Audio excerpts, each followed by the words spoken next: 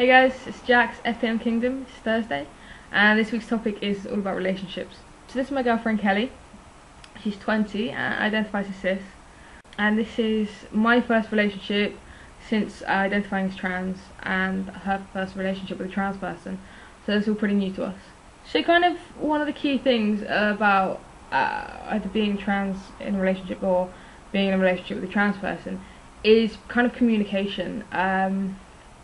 Mainly about things like body parts and sexual activities, because obviously, you know, you don't want to make someone dysphoric by calling their genitalia or their chest or something the wrong thing, or something that they don't feel comfortable with it being called. You don't want them to feel forced into any kind of sexual acts or anything, so you need to make sure that that person is comfortable with being touched, you know, how much they want to be touched and what they kind of want to do and feel comfortable doing, and you know, what you're going to call it. In our relationship, when I am receiving oral sex, she's giving me head. She tends to refer to my genitalia and stuff. Actually, it's kind of even. It's split between typically male and typically female words, isn't it? Yeah. But it's not something that makes me dysphoric at all. Jack's chest area is still a bit of an off-limits area in the sense that I can touch it, but what we say about it, or what we refer to it as, is quite it's quite difficult. We don't refer to it in female terms at all. Like, not at all. If we actually tend to ignore it altogether. Well, the thing is, it's not something that I get dysphoric necessarily about it being touched. It's just, obviously, I don't really want it there. When we have sex, we refer to everything mainly in male terms of doing things. We've pretty much done everything. Yeah. I can touch Jack anyway, it's not an issue, but what we call them, it is an issue if we refer to it in a female way. I mean, it's just about making your partner's sexual experiences as comfortable as possible, which is something you should do regardless of whether you're trans or in a relationship with a trans person. Another thing that you need to communicate with your partner with is if you are going through the medical transition, because obviously it is something that, as a trans person, you probably would have researched a lot about what is going to happen to your body if you take hormones, and what's going to happen to your chest if you get surgery, and the procedures themselves, and which procedure you'll probably be getting or want, and which surgeons, and how much money it's going to cost you, and all the different things that you could think about, like bottom surgery, everything, all the different things. You know exactly what is going to happen to your body pretty much, but your partner doesn't necessarily know these things. Like, I had spent months and months and months researching the effects of testosterone, you know, watching videos on YouTube, watching anything that I could find, reading up on it, all that, and knowing about top surgery as much as I can and things. And it didn't actually occur to me that Kelly didn't know what was actually going to happen to my body. And so things, you know, came as a bit of a shock to her. Because obviously there are going to be changes to my body, you know, clitoral enlargement, chest hair, hair thinning, things that kind of also I wouldn't have assumed would be a big deal, but at the end of the day it is my body changing. And so you kind of just have to give them time to adjust to that. Obviously, at the end of the day, if she wasn't comfortable with it, I'd still aspire to be on testosterone and get top surgery and things, because it's my body, and you just kind of have to inform your partner of what could happen, what will happen, just to kind of get them used to the idea. I don't really have a problem with it until you said that you were going to lose some of your hair. I was okay with everything else, but the hair thing, I like your hair. It's also really important to consistently get their pronouns right, and get their name right, no matter if everyone else around them does not respect that. You have to be as a partner of a trans person, you have to be someone who is constantly getting their pronouns right and constantly getting their name right and never slipping up. And if you slip up, you need to apologise and correct yourself straight away.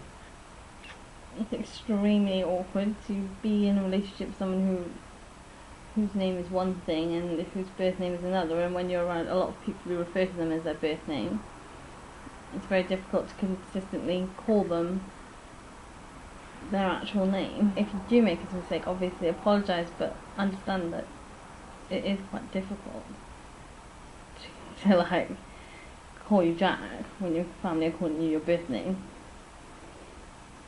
Especially it feels awkward when they're not ready for your transition, or they're ignoring the whole transition. It's very, very difficult and very awkward when you're sat there like they, Jack, and they're calling you birth name and female pronouns. So yeah, I mean, that is obviously something that's also really important, is the whole family aspect of things. Because my family misgenders me all the time and they birth name me all the time. So when she does come round, it is obviously, it's just super awkward. And in terms of her family, I think it's important to tell for your partner's family to know if you feel comfortable, or if there's a chance you're going to be misgendered or misread by them, because you kind of want them doing as much as they can to kind of make your transition comfortable. And Jack's now met my parents, which went well, I think, at this certain point. I think they misgendered you twice, and that was by one person, who then corrected themselves continuously, not with male pronouns, but with neutral pronouns completely, wasn't it? Oh, I think the second time they misgendered you, we completely ignored it. I obviously gave her a death stare, but she missed that, apparently.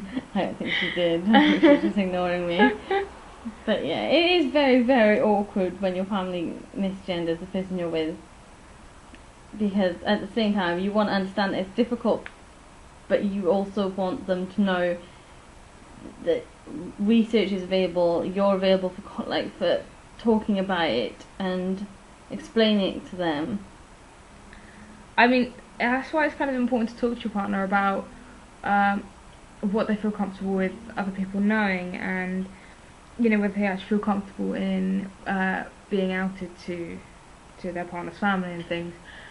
I'm perfectly comfortable with her telling them everything about my transition, everything about you know, me and my gender identity and stuff. But I mean, other people might not, and that's absolutely fine. I mean, you don't have to tell your partner's family that you're trans. They don't have to know at all. It's at the end of the day, none of their business. I want them to know because I want them to be a bit more educated. But that's my thing. Like, it's not ideal for everyone. You can be completely stealth to them, and they never ever have to know. I mean, in terms of it being different from cis relationships, this is actually obviously my first relationship since identifying as trans. So before this, I was in lesbian relationships while I was identifying as female, and the only difference that I've seen is at the beginning, when I said that I wasn't sure if I'd feel comfortable being touched, which took about 3 seconds. Yeah, about 3 seconds to realise that it didn't really matter to me, because I felt comfortable with her. I think as long as you feel comfortable with someone, then it just makes things a lot easier. You do kind of at the back of your mind have that whole like, you know, are people staring at us, are people going to be prejudiced towards us kind of thing, but it doesn't really bother me that much. I don't like it when people stare. I'm not a fan of starey people. I really don't like it. It annoys me.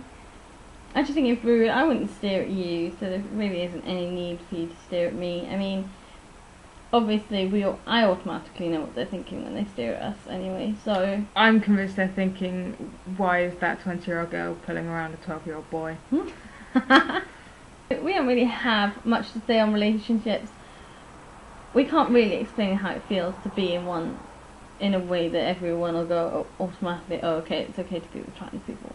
Not in a rude way, but I mean, in the sense that it shouldn't scare you, but you shouldn't go into it thinking that everything will be fine, because there are dysphoric days, there are difficult days, people will misgender them, you'll misgender them,